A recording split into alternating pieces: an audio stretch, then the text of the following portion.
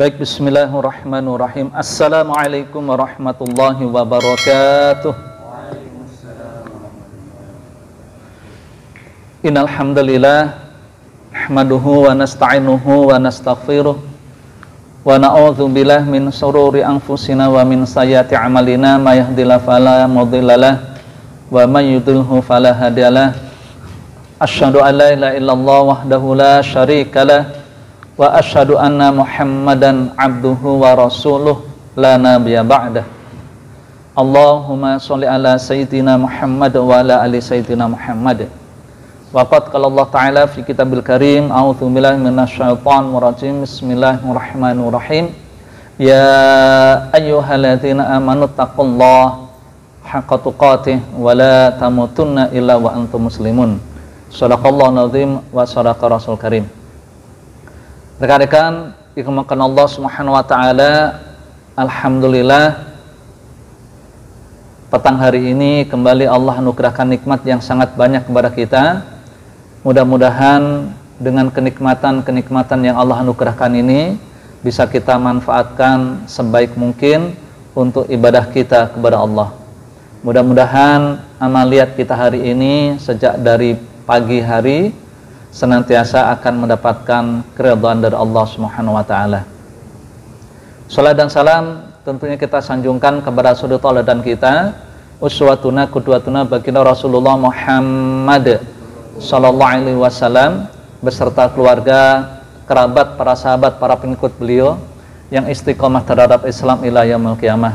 Semoga kita semuanya akan mendapatkan syafaat dari Rasulullah di yaumil akhir nanti, amin ya rabbal alamin.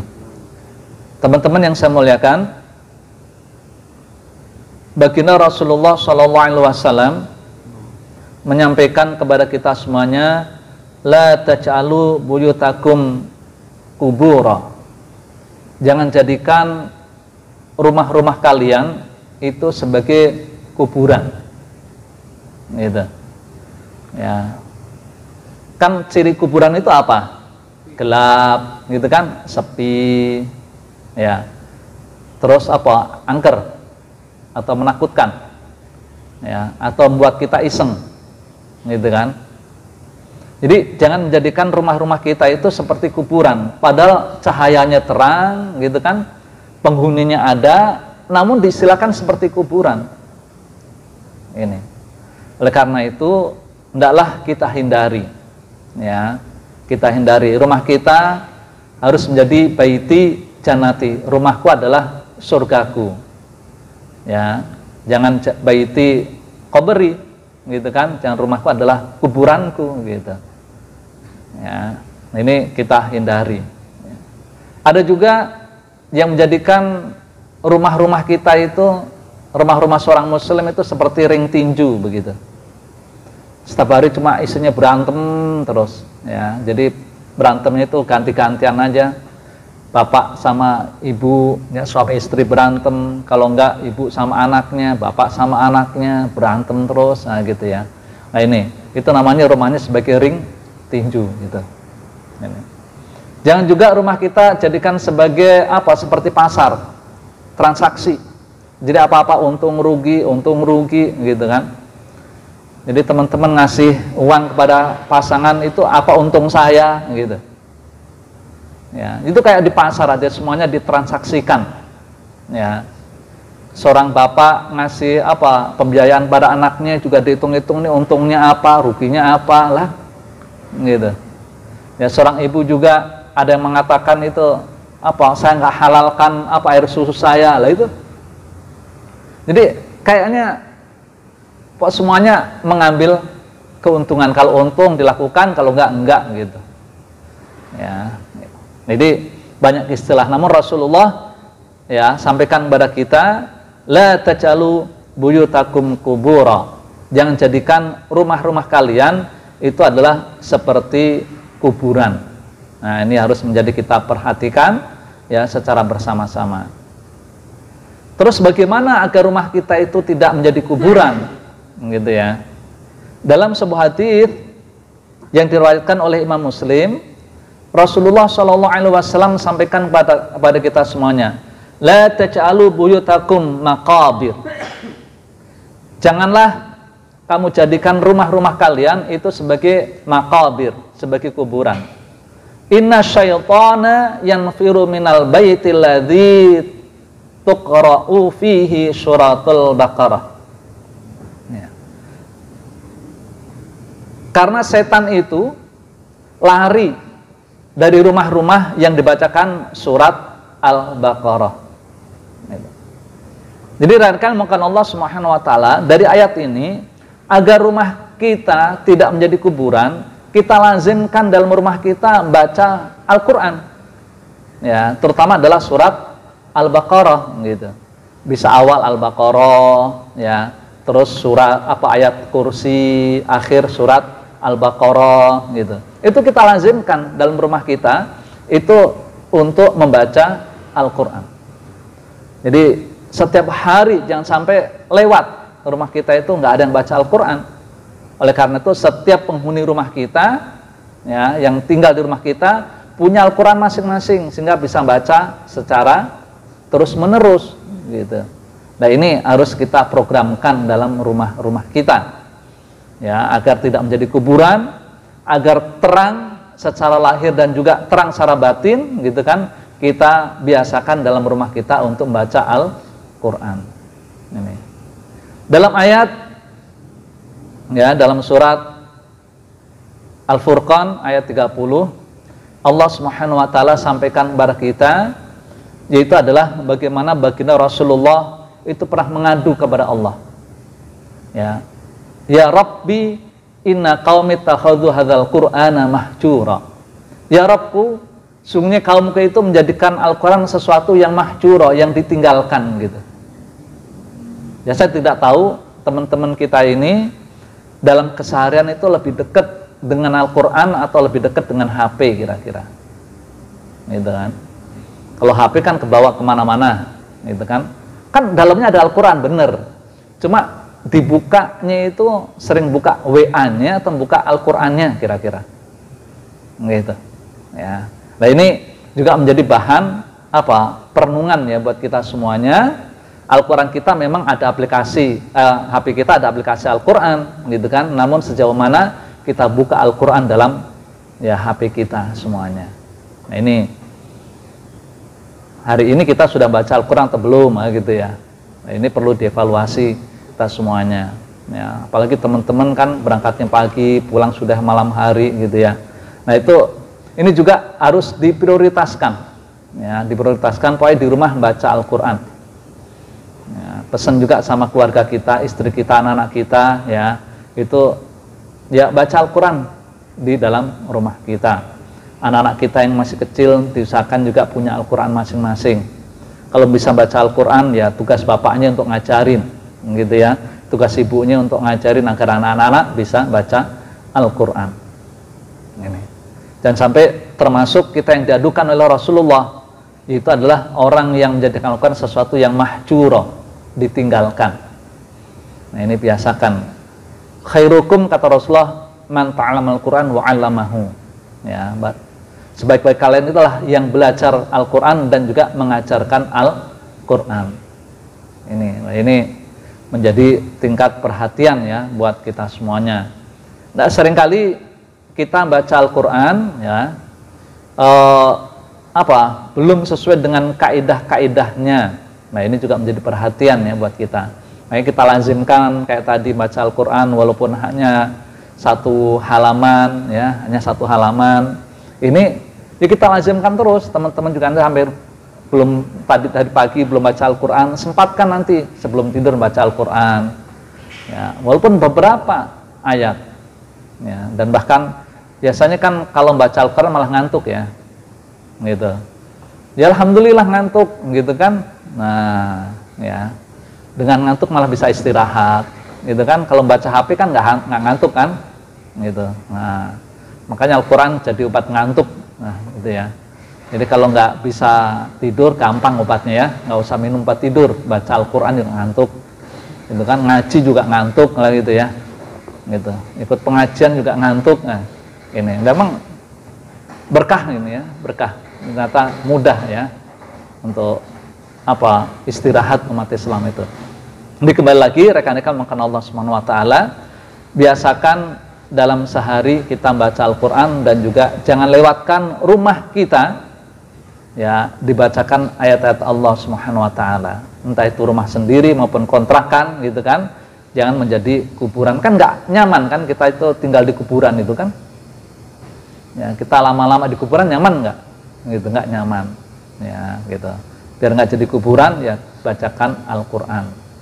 Ya, parahnya lagi malah teman-teman tuh nggak nyaman di rumah, ya malah mainnya ke luar rumah terus, gitu. Kalau dua rumah nyaman, dalam rumah nggak nyaman, nah itu parah lagi, gitu. Makanya jadikan rumah itu sesuatu yang nyaman. Ya, ini yang pertama, agar rumah kita tidak menjadi kuburan, bacakan ayat-ayat Allah Subhanahu wa taala. Yang kedua, rekan-rekan mungkin Allah Subhanahu wa taala, agar rumah kita tidak menjadi kuburan adalah baginda Rasulullah SAW sampaikan dalam hadis riwayat oleh Imam Bukhari. Rasulullah sampaikan, ij'alu fi buyutikum minas shalah min salatikum, ij'alu fi buyutikum min salatikum wa la tattakhidhuha kubura. Jadikanlah rumah kalian sebagai tempat sholat kalian, jangan jadikan ia sebagai kuburan, gitu. Ya, di samping agar rumah kita tidak menjadi kuburan, samping kita rajin baca Al-Quran, gitu kan, di luar sholat maupun dalam sholat. Dan di sini adalah dikhususkan oleh Rasulullah, jadikan setiap rumah kita itu adalah menjadi apa? Musholah, tempat sholat kita. Pojok-pojoknya, gitu kan. Rumah kita kan nggak luas kan. Sebelah kanan di tempat sholat, kiri sebelah sholat, gitu kan. Ruang tamu juga untuk sholat, gitu. Jadi biasakan dimanapun, pindah-pindah sholatnya, gitu. Agar ya dimanapun titik rumah kita itu adalah tempat sujud kita. Ya. Baginda Rasulullah SAW dan hadis diriwayatkan oleh Imam Tirmidzi dan Abu Dawud, Rasulullah menyampaikan, al-ardu kulluha masjid. Bumi, seluruh permukaan bumi ini adalah semuanya tempat sujud. Illa maqabir wal hamam, kecuali kuburan dan toilet, gitu. Jadi kalau tempat kita, rumah kita, kontrakan kita, kosan kita nggak untuk sholat, kayak kuburan. Karena setiap permukaan bumi ini adalah tempat sujud kata Rasulullah, kecuali kuburan dan hamam, toilet, gitu. Ya, oleh karena itu jadikan semuanya lokasi rumah kita tempat sujud. Tadi sholatnya pindah-pindah, gitu ya. Nah, terus bagaimana untuk kita yang laki-laki ini, ya, yang sholat berjamaah di masjid? Nah, di rumah itu jadikan tempat sholat kita, sujud kita untuk apa? Yang nawafil, yang sunah-sunahnya. Wajibnya kita di masjid, sunahnya kita di rumah, gitu. Makanya biasakan begini, ya. Ya kalau khawatir nanti qobliyahnya di rumah ketinggalan, gitu kan? Ya qobliyahnya di masjid, gitu kan? Nanti ba'diyahnya di rumah, gitu kan bisa. Ya. Atau sebalik, atau yang lain, gitu kan? Rumah kita jadikan tempat sholat, ya duha, ya qiyamul lail, gitu kan? Sholat witir, ya terserah sholat apa. Namun jangan tinggalkan sama sekali rumah kita itu tidak untuk sholat, ya kan? Walaupun kecil rumah kita, inilah tempat sujud kita, gitu kan? Agar nanti menjadi kenangan buat kita, oh kita sujud di sini, ya di rumah kita ini, gitu kan? Apalagi teman-teman kontrakannya pindah-pindah ya, pindah sono, pindah sini. Wah ini malah tempat sujudnya banyak, gitu kan? Dimanapun ya kita itu bertempat, itulah menjadi tempat sujud kita. Nah, jadi sholat menjadi kebiasaan kita yang kita lakukan di rumah kita. Ya. Nah, rekan-rekan makan Allah Subhanahu wa taala, baca Al-Qur'an dan juga sholat, gitu ya. Ini akan menjadi menerangi rumah kita, tempat tinggal kita, agar ya tidak dijadikan ya sebagaimana baginda Rasulullah menjadi kuburan kita.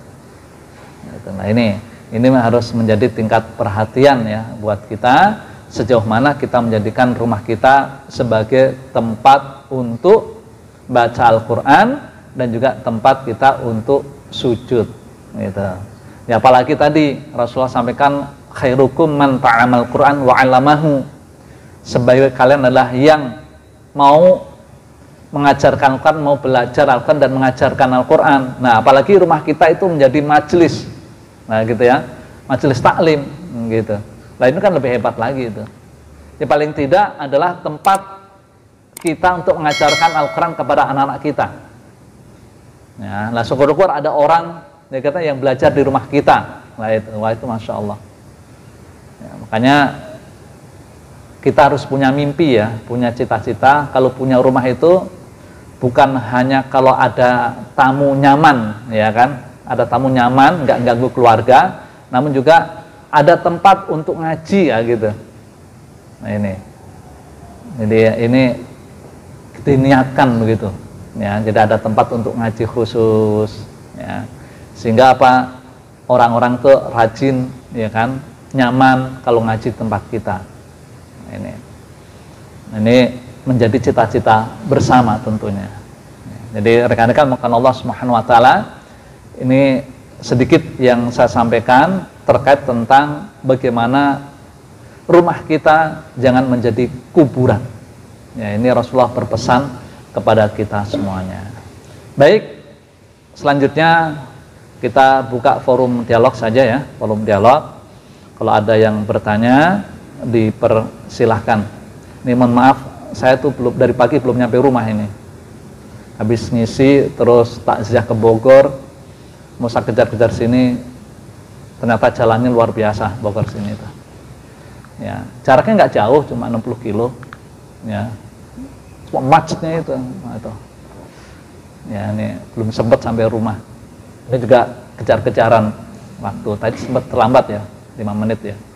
Ya, mohon maaf. Silakan kalau ada yang disampaikan, persilahkan.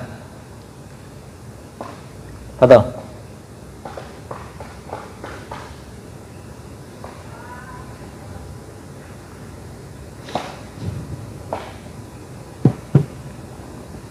Ada yang tanyakan? Silakan. Ya, siapa aja?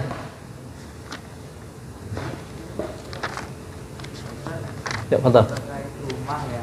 Apa benar kalau rumah isinya tuh ada patung atau lukisan, apa itu termasuk rumah yang tidak bisa dikatakan itu malaikat tuh tidak mau masuk gitu. Penjelasannya gimana Pak? Ya. Jadi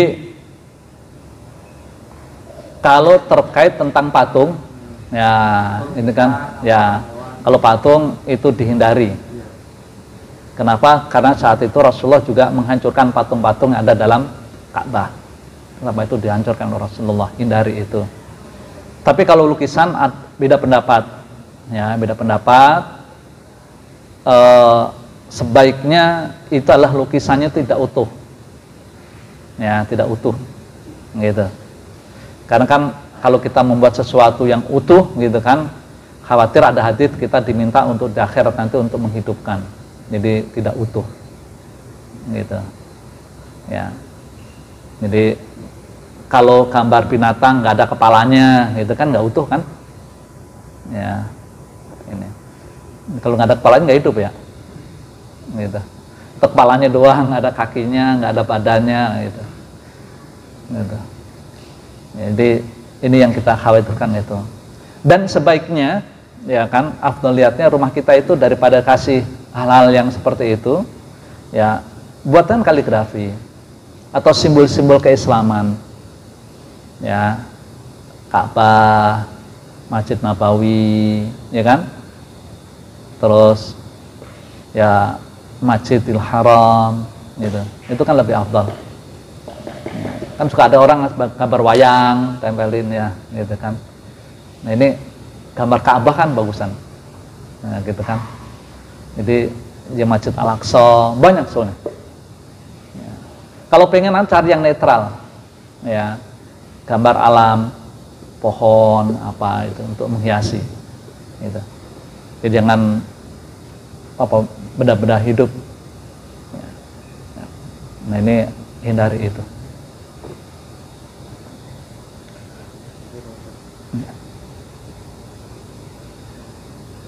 Ada yang lain sebelum saya lanjutkan? Betul. Waalaikumsalam.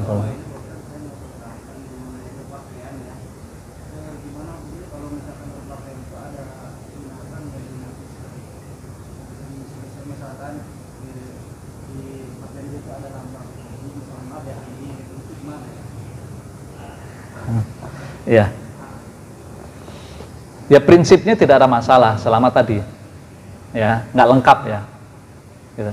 Tapi juga paling kita bicaranya adalah nggak etis saja, ya nggak etis. Apalagi buat ke masjid ya, gitu. Makanya saran saya cari yang netral aja, ya. Ya kalau beli pakaian yang gambar binatang dihindari ya gambar yang lain. Atau bahkan ada gambar kan suka ganggu malah. Ya, apalagi tulisan ya, ada tulisan. Ya di belakang gitu kan ada tulisannya. Yang baca tulisan ini bodoh sekali, nah, gitu kan. Pas sholat ya belakangnya baca, gitu. Ya. Apalagi naruhnya di kaos kan. Terus kita pakai baju gitu kan, kelihatan, malah penasaran itu yang belakang kita, itu malah ganggu yang lain. Ya cari yang netral, yang polos. Nah ya Rasulullah kan mencontohkan kita polos kan, ya warna hijau, warna putih, polos. Ya main warna, gitu ya. Jangan ya kalau batik kan netral kan batik itu. Kecuali ada yang suka ada yang ini ya nyelipin sekali. Tapi pilihan aja pilih yang netral. Jadi lebih aman. Jangan sampai kita juga pakai pakaian itu mengganggu kenyamanan orang lain. Nah itu ya, mengganggu kenyamanan orang lain. Itu malah ini jadi kebaikan atau malah jadi maksiat. Ini kan mengganggu nyaman orang lain. Gitu. Ya, terutama di saat kita untuk sholat ya, untuk di masjid. Itu enggak. Ada yang itu malah gambar botol minuman keras gitu dibawa ke masjid, macem-macem aja.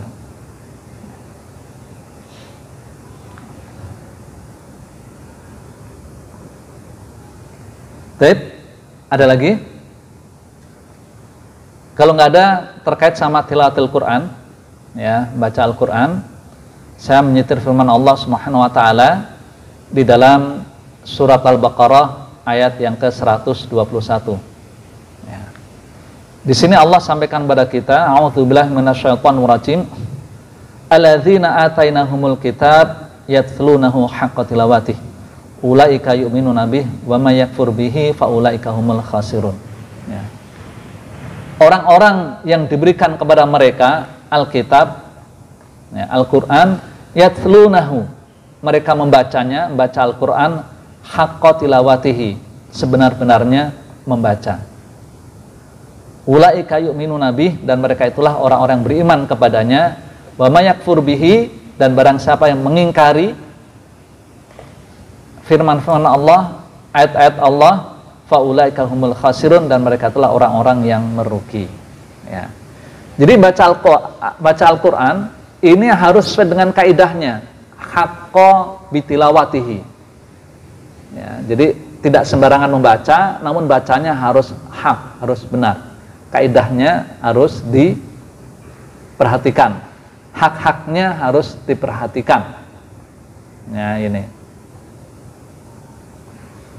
Makanya nanti mungkin juga mau saya selingi. Dulu kan ada kajian tahsin ya. Kajian tahsin itu membosankan. Ya.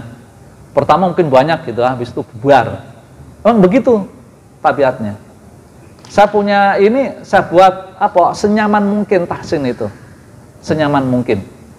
Apalagi orang baca di hadapan orang lain salah dan disalah-salahin, gitu kan? Udah besok udah pas kapok, ya kapok, gitu. Makanya dibuat nyaman. Maka ada istilahnya adalah pendidikan untuk orang dewasa, ya itu berbeda dengan pendidikan untuk anak-anak, ada ilmunya tersendiri. Ya.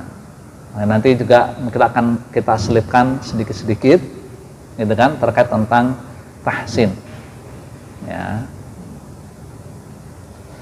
Tahsin itu kan perbaikan baca Al-Quran. Yang pertama perhatikan kan apa makharijul hurufnya kan. Jadi membedakan huruf-huruf yang satu dengan yang lain. Jadi tempat-tempat hurufnya itu harus jelas, gitu kan. Membedakan antar huruf H dan H ini harus pas, ya kan. Karena kan ada huruf-huruf yang huruf-huruf Arab, ya, huruf-huruf Arab yang kita tidak ada perwakilan huruf-huruf kita, huruf Latin. Ya, kalau lam dengan L kan hampir sama, ya kan? Ya, lari gitu kan, ya pakai lam dan ro, kan gitu. Ada, tapi kalau sudah huruf H, apa perwakilannya? Kalau H kan pendekatannya ke H, ya kan? Tapi kalau H, alham, gitu. Pendekatannya kan nggak ada, ya huruf Latin kita.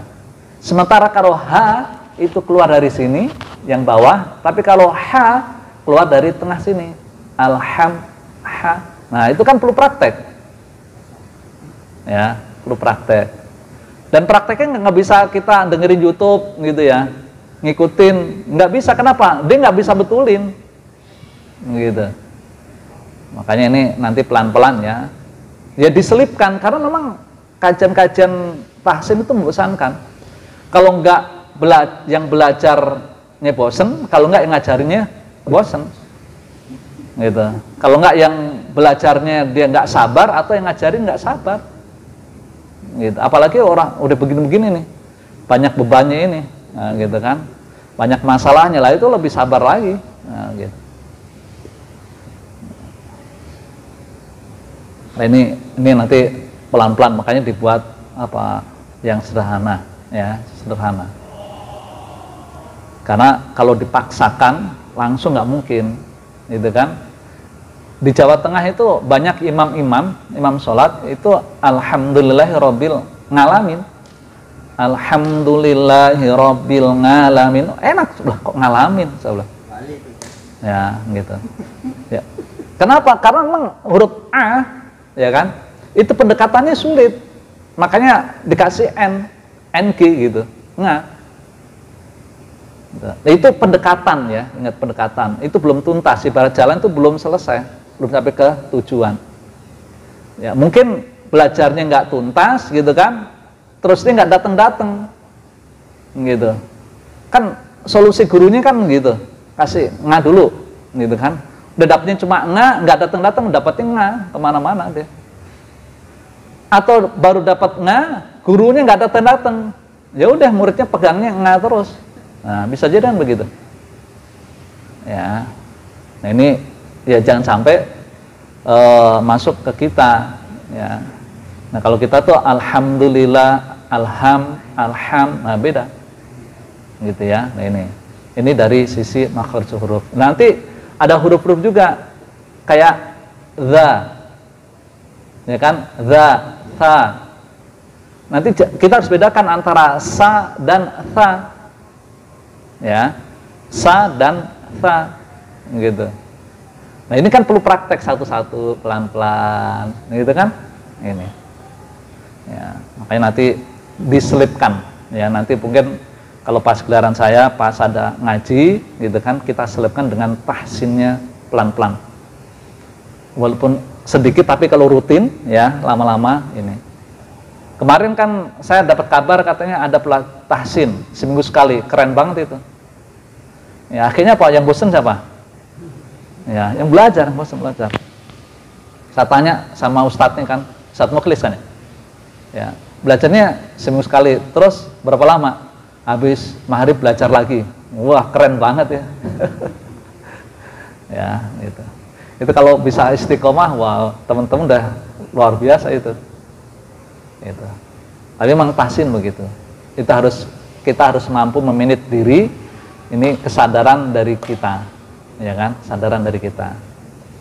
Ya, makanya tadi saya bilang, ngajarin orang dewasa ini akan berbeda dengan cara anak. Kalau anak kan terikat dengan pendidikan kan, ya Kalau teman-teman kan nggak terikat dengan ini manajemen sekolah, ya terikatnya adalah dengan manajemen pribadinya masing-masing, gitu.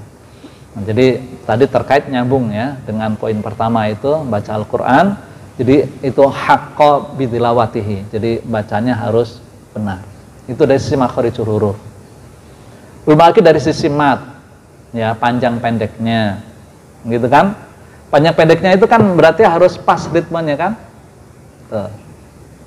Maliki yaumiddin ma. Tapi kalau surat An-Nas, ya kan? Enggak malikin nas, enggak. Nah, bedain enggak teman-teman? Antara suratul Fatihah Maliki Yaumiddin sama Malikin Nas. Kalau Anas itu ma-nya pendek. Jangan Malikin Nas, beda maknanya. Ya, gitu. Ini panjang dan pendek. Ada juga yang azan itu panjang. Allahu Akbar. Kayak keren gitu. Ya, salah. Maknanya jauh berbeda. Gitu. Qalbu dan kalbu itu makharijul huruf. Ya, jadi panjang pendek ini juga harus diperhatikan. Maknanya akan sangat berbeda.